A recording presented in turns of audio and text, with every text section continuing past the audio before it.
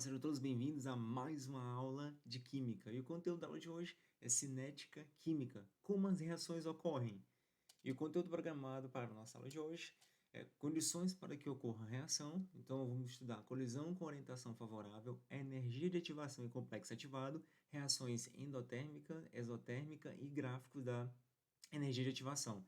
E ainda os fatores que influenciam a taxa de desenvolvimento das reações, que os principais são natureza dos reagentes, superfície de contato, luz e eletricidade, concentração de reagentes, pressão, temperatura, catalisadores e inibidores. Não se esqueça que, se você não está inscrito no canal, que se inscreva para estar sempre por dentro das novidades e ainda deixe o seu gostei e um comentário, caso tenha gostado, para que esteja incentivando sempre a produção de aulas com muita qualidade. Quer saber mais sobre cinética química? Então, chegue junto!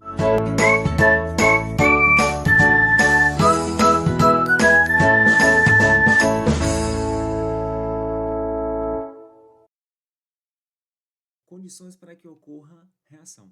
Há duas condições fundamentais para que se ocorra uma reação química. A primeira é que os reagentes eles devem entrar em contato, porque se um contato entre eles não ocorre a reação, é impossível de ocorrer essa reação, e ainda deve haver uma afinidade química entre os reagentes. Por exemplo, quando coloca-se para reagir a água na fase líquida e o monóxido de carbono, não ocorre uma reação química, porque ambos os reagentes não apresentam afinidade química. No entanto, quando se coloca o gás hidrogênio com o gás cloro para reagir, pode haver a formação do produto cloreto de hidrogênio. Mas por que pode ocorrer a reação? Porque ainda duas outras condições associadas a uma reação química, que são: as partículas dos reagentes devem colidir entre si, ou seja, deve haver o contato entre essas partículas, que podem ser moléculas, pode ser átomos, pode ser íons dos reagentes. Sem esse contato não tem como ocorrer a reação também. E ainda deve haver uma colisão entre as partículas dos reagentes de maneira efetiva, ou seja, deve acontecer uma colisão com orientação favorável, com energia suficiente para romper as ligações existentes nos reagentes, formando os produtos. Colisão com orientação favorável. Vamos observar esta reação, novamente pegando o slide anterior, na qual tem-se 1 mol de gás hidrogênio reagindo com 1 mol de gás cloro, produzindo 2 mol de gás cloreto de hidrogênio. E utilizando o modelo atômico de Dalton para representar essas moléculas no formato esférico, na qual a esfera branca representa o elemento químico hidrogênio e na cor verde o átomo de cloro. Tem-se o gás hidrogênio reagindo com o gás cloro, produzindo 2 mol de cloreto de hidrogênio. E nessa reação química pode ocorrer 3 colisões possíveis, que está representado nesta figura. Veja, nesse primeiro caso, essa primeira colisão ela não é efetiva, não é uma orientação favorável, porque após a colisão, observa-se que ainda permanecem os reagentes, ou seja, a colisão ela não é efetiva, ela não produz energia suficiente para romper as ligações químicas. No segundo exemplo, acontece a mesma coisa. Após essa orientação da colisão, permanecem os reagentes, o que indica que essa colisão ela não é efetiva, então não ocorre a reação.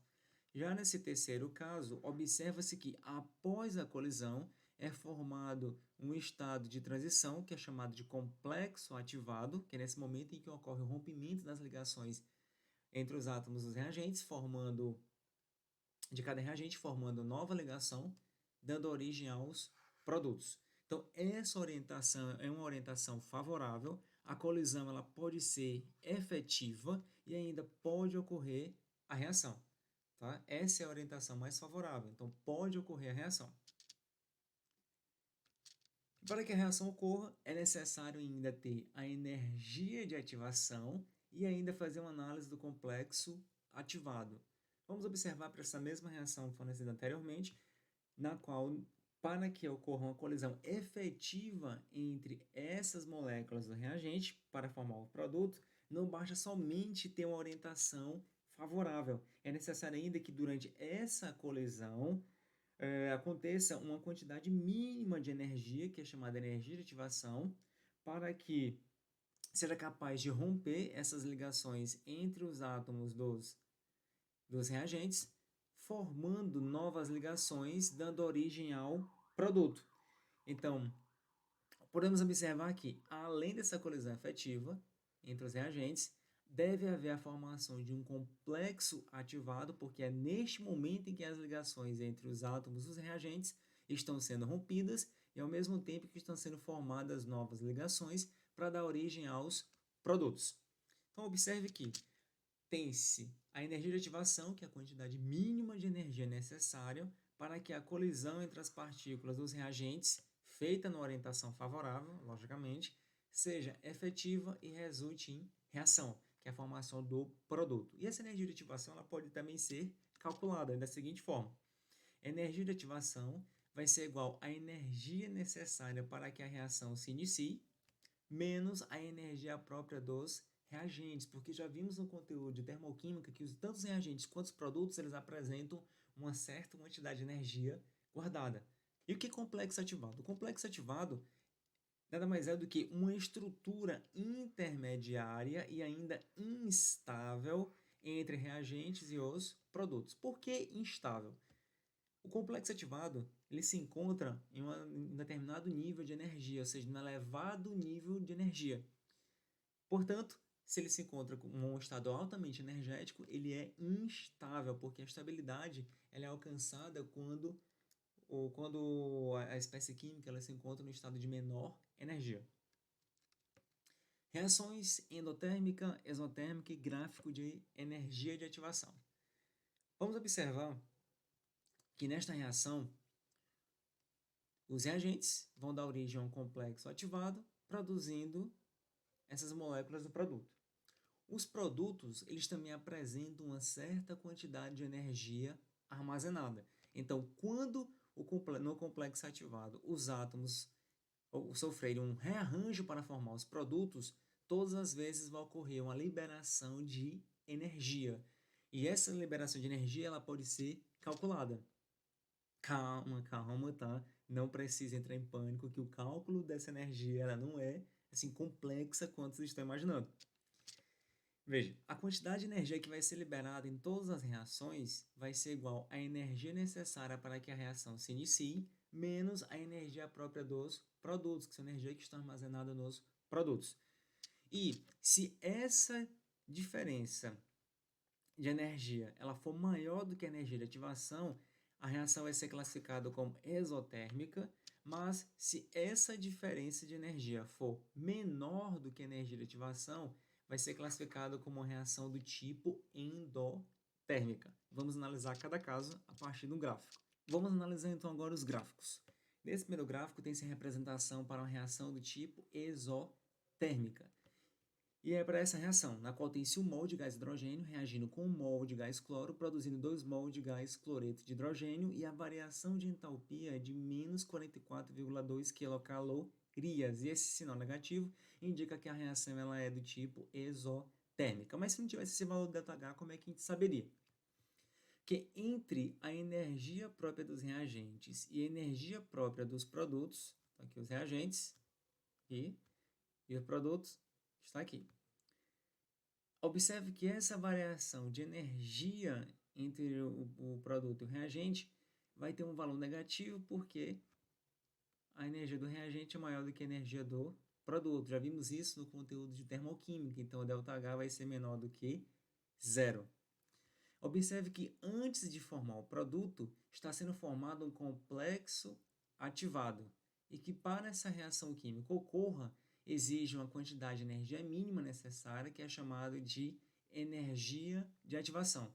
E que a energia de ativação, como pode ser observado neste gráfico, vai ser a diferença entre a energia necessária para que a reação ocorra, menos a energia própria dos reagentes. Podemos observar ainda que a diferença entre a energia necessária para que ocorra a reação e a energia própria dos produtos ela é maior do que a energia de ativação. Portanto, trata-se de fato de uma reação do tipo exotérmica. E da reação endotérmica? Podemos observar que a energia própria dos produtos é maior do que a energia própria dos reagentes. Então, quando isso acontece, tem-se que a variação de entalpia ela é maior do que zero, então trata-se de uma reação do tipo endotérmica. Observe que nesta reação, como exemplo de reação endotérmica, tem-se um mol de gás hidrogênio reagindo com 1 mol de iodo sólido, produzindo 2 mols de iodeto de hidrogênio, e a variação de entalpia é mais 12,4 quilocalorias. Então, esse valor positivo indica que a reação é do tipo endotérmica. Então, tem-se os reagentes com determinada quantidade de energia e os produtos com energia maior do que a dos reagentes. Observe que, para que essa reação ocorra, a energia mínima necessária é chamada de energia de ativação e, quando atinge esse pico máximo, é formado complexo ativado que, posteriormente, após liberar uma certa quantidade de energia, forma-se os produtos, ou o produto porque é somente o iodeto de hidrogênio. O ΔH, note que ele vai ser maior do que zero, então a reação é endotérmica, e ainda podemos observar que a diferença entre a energia necessária para que a reação ocorra e a energia própria dos produtos é menor do que a energia de ativação, mais uma vez comprovando que a reação é do tipo endotérmica. Então, o que a gente pode também analisar de interessante, deixa eu mudar até aqui a cor da caneta, aqui do pincel, é que a energia de ativação dessa reação exotérmica, ela é menor do que a energia de ativação da reação endotérmica. O que isso significa dizer? Significa dizer que esta reação ela ocorre mais facilmente do que esta outra, porque tem menor energia de ativação. Tá? Então, vejamos. Aqui está você, aqui está essa cinética química, então já podemos observar que você já está mais experiente no conteúdo. Fatores que influenciam a taxa de desenvolvimento das reações. Existem diversos fatores que alteram ou que influenciam essa taxa de desenvolvimento da reação. E a principal que vamos estudar, primeiro, a natureza dos reagentes, porque quanto maior for o número de ligações a serem rompidas dos reagentes, e quanto mais forte elas forem, mais lenta será a reação e vice-versa. Por exemplo, vamos analisar essas duas reações que se encontram a temperatura de 20 graus Celsius. Esta primeira reação é uma reação instantânea e envolve reagentes inorgânicos, que é o ácido clorídrico e a base hidróxido de sódio, formando o cloreto de sódio mais água. Por outro lado, esta reação, que é uma reação orgânica, na qual envolve metano, sofrendo oxidação ou queimando, entrando em combustão com gás oxigênio para produzir dióxido de carbono e água na fase vapor. O metano ele apresenta 4 ligações covalentes. Então, neste caso, será necessário uma energia suficiente para romper 4 ligações simples entre carbono e hidrogênio. Então, isso vai ser uma reação muito lenta porque vai exigir uma maior quantidade de energia. Um outro fator é a superfície de contato, porque quanto maior for a superfície de contato entre os reagentes, maior será a taxa de desenvolvimento da reação e vice-versa. Por exemplo, tem-se uma barra de ferro que ele vai estar oxidando juntamente com o gás oxigênio e o vapor d'água para formar a ferrugem. A barra de ferro ela apresenta uma superfície de contato menor do que uma palha de aço, que também contém ferro. Portanto, essa reação vai ser mais lenta do que a reação com a palha de aço. Você pode até fazer esse experimento utilizando, por exemplo, um prego e uma palha de aço. Molha ambos e vamos observar que em alguns dias a palha de aço já está bem enferrujada do que o prego. Outro fator que influencia é luz e eletricidade. Então, algumas reações específicas ocorrem instantaneamente quando ativadas pela luz ou então pela eletricidade. As reações que são ativadas pela luz, elas são chamadas de reações fotoquímicas. Exemplo, de uma reação ativada pela luz. A do gás hidrogênio com o gás cloro produzindo cloreto de hidrogênio. Então, a luz ela vai ser o catalisador para essa reação. E ainda ativada pela eletricidade, tem-se a formação da água na fase líquida. Então, para que o gás hidrogênio reaja com o gás oxigênio, ela pode ser ativada a partir de faíscas elétricas. Tá? Então, a partir da eletricidade para formar o produto desejado.